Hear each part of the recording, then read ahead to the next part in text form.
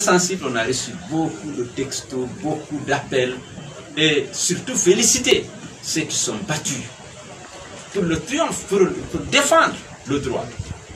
Et je voudrais présenter les condoléances pour terminer à ceux qui ont perdu des proches. On est à plus de 30 morts aujourd'hui. Les gens continuent de succomber à leurs blessures parce qu'ils ont été visés.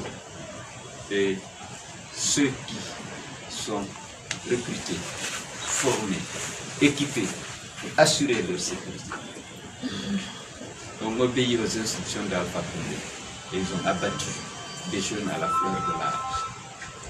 Nous avons toutes les raisons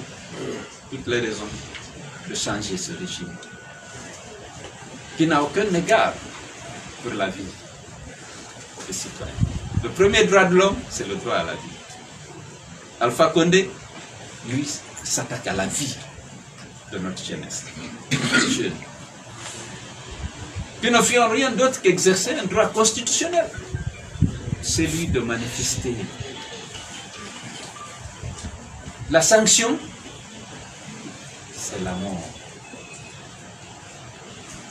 C'est illégal, c'est inhumain. Je vous remercie. Monsieur le Président, qu'attendez-vous de cette communauté internationale? Écoutez, je l'ai dit et je l'ai répété, on ne s'attend pas à grand-chose de la part de cette communauté internationale. Cependant, il faut saluer les prises de position de certaines organisations internationales, l'Union européenne, la France, qui vient de sortir un communiqué condamnant les violences et exprimant les doutes sur la transparence du scrutin. Je pense que ce n'est pas négligeable. Aussi bien l'Union européenne que la France ont fini finalement par le faire. Il y a eu des groupes parlementaires au Parlement européen qui se sont exprimés aussi pour demander la libération naturellement du leader du FDG. Mais comme je l'ai dit, ça, ce n'est pas une revendication. La revendication principale pour laquelle on se battra jusqu'à la victoire, c'est la reconnaissance de notre victoire. Merci. Pendant ce temps, il y a des citoyens qui nous... Est-ce que vous allez porter plainte pour votre séquestration? Ça, c'est des choses qu'on peut nous s'attendre à voir dans Oui, vous savez, parce que vous menez aussi ce combat à la rue. Oui, vous savez que je suis républicain. Nos droits sont violés. J'ai oublié de vous rappeler que le bâtiment qui abrite mes sièges, c'est mon siège, et celui qui abrite nos bureaux, ACBG, sont toujours gardés par des agents en uniforme. Vous savez, c'est une brigade mixte qui est venue opérer aussi bien au siège qu'à nos bureaux.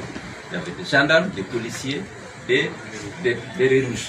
Il relève que cette brigade ne relève que de la présidence, et donc de Alpha Condé. On portera plainte. Le lendemain, on avait pensé, lorsqu'ils sont venus saccager le bruit, s'emparer de tout le matériel et documents qui les intéressent, parce qu'ils cherchent à faire disparaître les preuves. Ils sont convaincus qu'on a les preuves.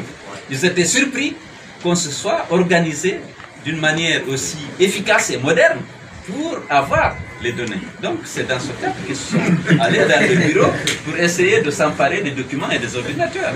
Et le lendemain, on avait pensé que c'est terminé. Ils étaient venus juste à lever ce qui les intéresse. On a envoyé un avocat et des huissiers, mais ils les ont chassés.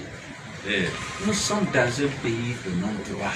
Nous voulons que la Guinée soit unie, rassemblée autour des valeurs de justice, pour que tous les Guinéens puissent jouir pleinement de leurs droits et libertés.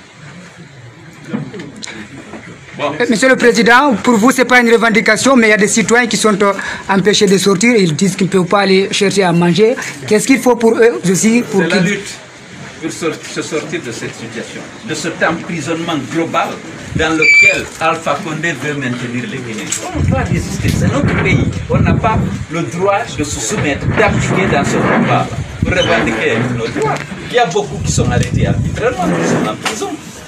Il faut que ceux qui sont libres se battent pour eux-mêmes et pour ceux qui sont en prison, pour la libération de ceux qui sont en prison. Vive le président!